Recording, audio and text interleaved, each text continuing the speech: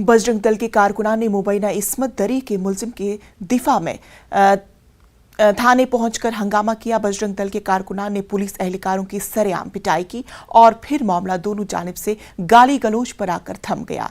ये वाकया उत्तर प्रदेश के नोएडा के सेक्टर 39 में पेश आया। बताया जा रहा है कि पुलिस ने एक नौजवान को गिरफ्तार किया था। गिरफ्तार नौजवान पर इल्जाम है कि उसने सदरपुर कॉलोनी में रहने वाली एक खातून के साथ बदतमीजी की थी। बजरंग दल के कारकुनान के हंगामे से मुतालिक वीडियो सोशल मीडिया पर वायरल हो गया।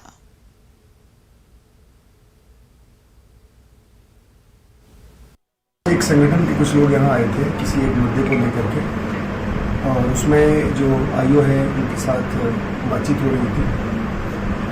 इसी बीच में कुछ लोग उस संगठन के लोग के द्वारा ही पुलिसकर्मियों के साथ हाथापाई हो गई।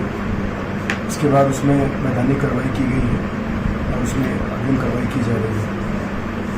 कुछ लोग गिरफ्तारी भी थे? नहीं, उसमें से कुछ लोग हिरासत में लिए गए थे।